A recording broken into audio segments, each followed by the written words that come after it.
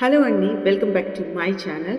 ఇంకొక మంచి వీడియోతో, యూస్ఫుల్ వీడియోతో మీ ముందుకు వచ్చేసానండి. ముందుగా వీడియోని అయితే లైక్ చేసి స్టార్ట్ చేయండి ప్లీజ్ అండి. మీకైతే వీడియో నచ్చుతుంది, చూసి నచ్చితే మాత్రం లైక్ చేయండి ప్లీజ్ అండి. ఈరోజు మనం ఈ ఛానల్లో మెంటల్ హెల్త్కి సంబంధించి ఒక కాన్సెప్ట్ చెప్తున్నానండి, ఒక భగవద్గీత నుంచి. This is not about religious అండి, it is about mental clarity and emotional steadiness. Generally most of us మనం ఏం చేస్తామంటే ఒక బ్యాటిల్లో ఉండిపోతాం. చాలామందికి చాలా చాలా విషయాల్లో లోపల ఒక యుద్ధం జరుగుతూనే ఉంటుంది. సో ఇక్కడ ఒక 3 పవర్ఫుల్ మంత్రాలు, అంటే ఒక పద్ధతులు మన గీత నుంచి, భగవద్గీత నుంచి మనం నేర్చుకోవాలండి. అలాగే ఒక మెంటల్ క్లారిటీని, ఒక కామ్నెస్ని తీసుకొస్తాయి. సో దాంట్లో మొదటిది ఏంటంటే నిష్కామ కర్మ. నిష్కామ మీన్స్ వితౌట్ డిజైర్, కర్మ మీన్స్ యు ఆర్, అంటే sincere effort. Your sincere effort means నీ పని నువ్వు చేసుకోవాలి, అంటే నీ సిన్సియారిటీతో నీ వర్క్ నువ్వు చేసుకోవాలి. అంటే రిజల్ట్ కోసం, ఫలితం కోసం ఆశించకూడదు. ఫర్ ఎగ్జాంపుల్, మీరు ఒక ఎగ్జామ్కి ప్రిపేర్ అవ్వాలనుకుంటున్నారు. నాకు పలానా ర్యాంక్ రావాలను, నాకు టాప్ పొజిషన్కి రావాలను మీరు ప్రిపేర్ అవుతున్నారు. దానికోసం రోజుల తరబడి, నెలల తరబడి మీరు ప్రయత్నిస్తూనే ఉన్నారు, చదువుతూనే ఉన్నారు. దానికోసం మీ ఎంటర్టైన్మెంట్ని, మీ ఎంజాయ్మెంట్ని కూడా వదిలేశారు. సో మార్నింగ్ నుంచి నైట్ వరకు కూడా మీ ప్రయత్నం మీరు చేస్తూనే ఉన్నారు. ఫైనల్గా ఎగ్జామ్ రాశారు, తర్వాత రిజల్ట్స్ కూడా వచ్చాయి. బట్ రిజల్ట్ మీరు ఆశించినట్లుగా రాలేదు.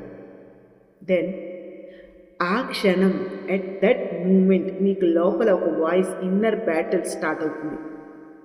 ఇంత ప్రయత్నం చేశాను కదా, ఇంత ఎఫర్ట్ పెట్టాను కదా, ఇన్ని సాక్రిఫైస్ చేశాను కదా, యూజ్ ఏంటి అని. ఎందుకంటే మీరు ఆ ఫైనల్ రిజల్ట్కి అటాచ్ అయ్యి వర్క్ చేశారు. అందువల్ల ఆ ఫైనల్ రిజల్ట్ మీరు ఆశించినట్టుగా రాలేదు అని తెలిసిన క్షణం మీరు ఎనర్జీ లెస్గా అయిపోతారు, ఎఫర్ట్ లెస్గా అయిపోతారు. అలాగే వెంటనే మీ మెంటల్ పీస్ కూడా కోల్పోతారు. అలాగే మరొక వర్క్ చేయడానికి కావాల్సిన ఇంట్రెస్ట్ కూడా ఉండదు, పోతుంది. పూర్తిగా నెగిటివిటీలోకి చేంజ్ అయిపోతారు. సో అలా జరగకూడదు అంటే ఈ టూల్ని యూజ్ చేయాలండి. ఈ టూల్ని ప్రాక్టికల్గా ఎలా యూజ్ చేయాలో చూద్దాం. మీరు ఏదైనా ఒక వర్క్ స్టార్ట్ చేయబోయే ముందు మీతో మీరే ఇలా అనుకోండి, నా పని నేను చేయాల్సింది నా 100% సిన్సియర్ ఎఫర్ట్ ఇచ్చేయడం అంతే. అలాగే ఆ వర్క్ కంప్లీట్ అయిన తర్వాత మిమ్మల్ని మీరు క్వశ్చన్ చేసుకోండి, నేను నా 100% సిన్సియర్ ఎఫర్ట్ ఇచ్చానా లేదా? ఒకవేళ మీకు ఆన్సర్ మీ నుంచి ఎస్ అని వచ్చింది అనుకోండి, మీరు ఆల్రెడీ గెలిచినట్టే అండి. ఈ చిన్న చెకింగ్ మీకు, అంటే ఈ చిన్నది ఇలా చేయడం వల్ల మీ మైండ్ని ట్రైన్ చేస్తుందండి. సో మీ సెల్ఫ్ గ్రోత్ని రిజల్ట్తో కాదు, ఎఫర్ట్తో మీరు కొలాలన్నమాట.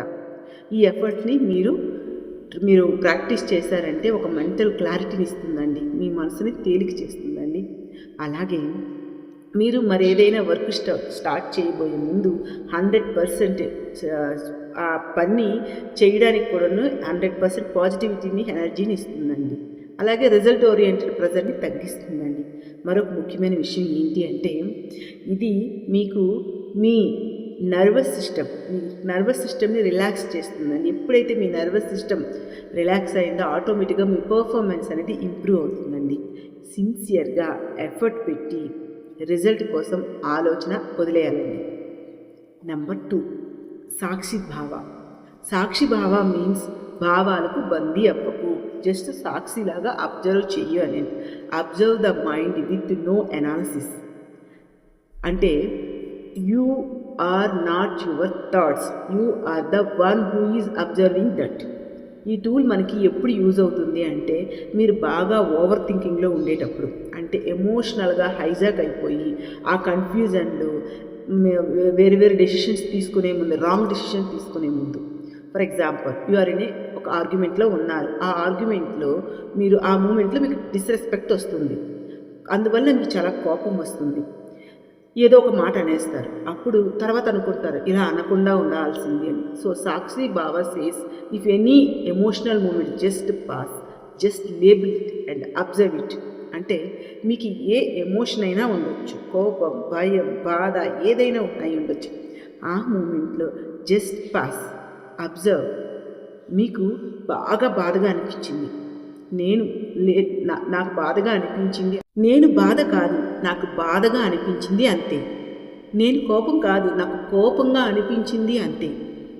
సో తర్వాత ఏం చేయాలంటే మీకోసం మీరు గుర్తు చేసుకోండి, this is just a thought, not the truth, not me.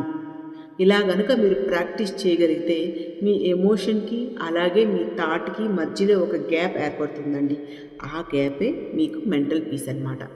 So every emotional మూమెంట్లో మీరు జస్ట్ పాస్ చేయండి, లేబుల్ ఇట్, అబ్జర్వ్ ఇట్. ఇది ప్రాక్టీస్ చేయండి. ఇలా గనక ప్రాక్టీస్ చేసినట్లయితే ఆ ఎమోషనల్ దాని బలాన్ని కోల్పోతుందనమాట. కోర్స్ ఎమోషన్ వస్తూనే ఉంటుందండి, కానీ మిమ్మల్ని ముంచేసేటంతగా బాధ అంతగా ఉండదండి. టూల్ నెంబర్ 3, బుద్ధి యోగా. బుద్ధి మీన్స్ విజ్డమ్, యోగా మీన్స్ బుద్ధితో కలిసి చేసే ఒక ప్రాక్టీస్ అనమాట. సింపుల్గా చెప్పాలి అంటే బుద్ధి మనల్ని నడిపించాలి, భావోద్వేగం కాదు. ఒక ఎగ్జాంపుల్ చూద్దామండి.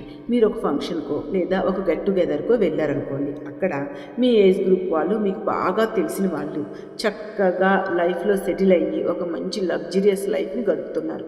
అది మీరు నోటీస్ చేస్తారు. వెంటనే మీకు ఇలా అనిపిస్తుంది, వీళ్ళందరూ బాగానే ఉన్నారు, మరి నేనేంటి ఇలా వెనకబడిపోయి ఉన్నాను అని.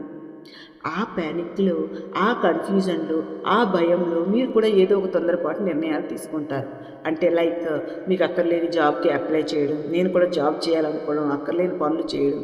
ఆటోమేటిక్గా ఈ కన్ఫ్యూజన్ మిమ్మల్ని ఒక క్లారిటీ నుంచి మరి కాస్త దూరం చేస్తుంది. మీకు నిజంగా అవసరమైన దారి నుంచి మీకు నిజంగా దూరం చేస్తుంది. సో ఎప్పుడైనా మీకు బాగా కన్ఫ్యూజన్గా ఉండేటప్పుడు, మీరు డెసిషన్ తీసుకోవడంలో బాగా కన్ఫ్యూజన్గా ఫీల్ అవుతున్నప్పుడు ఒక్క క్షణం ఆగండి. ఆగి నేను ఈ డెసిషన్ నేను నా ప్యానిక్ అండ్ భయం నుంచి తీసుకుంటున్నానా, లేదా ఒక క్లారిటీ అండ్ కామ్నెస్ నుంచి తీసుకుంటున్నా అనేది అబ్జర్వ్ చేయండి. ఈ చిన్న పాజ్ మీ లాజికల్ బ్రెయిన్ని యాక్టివేట్ చేస్తుందండి. అప్పుడు వైజ్గా డెసిషన్ తీసుకోవచ్చండి. ఎందుకంటే ఇది మీ వైజర్ సెల్స్ని యాక్టివేట్ చేస్తుంది. అప్పుడు మాత్రమే మీరు కామ్నెస్తో క్లారిటీగా చూస్ చేసుకొని ఒక నిజంగా మీకు అవసరమైన దారిలోకి మీరు ప్రయాణం చేస్తారండి. ఫైనల్లీ ఈ 3 రూల్స్లో మీకు రైట్ నవ్ ఏది అవసరమో దాంతో మీరు స్టార్ట్ చేయండి. ఫెయిల్యూర్ భయంతో పోరాడుతూ ఉంటే నిష్కామ కర్మ, ఓవర్ థింకింగ్గా ఆలోచనలో మునిగిపోతూ ఉంటే సాక్షిభావం, అలా కాకుండా డెసిషన్ తీసుకోవడంలో ప్యానిక్గా కన్ఫ్యూజన్తో ఉంటే బుద్ధి యోగా. సింపుల్గా చెప్పాలి అంటే లెట్ ద విజిడమ్ రూల్. ఈ ఇన్ఫర్మేషన్ మీకు యూస్ఫుల్ అనిపిస్తే like, share and subscribe my channel అండి.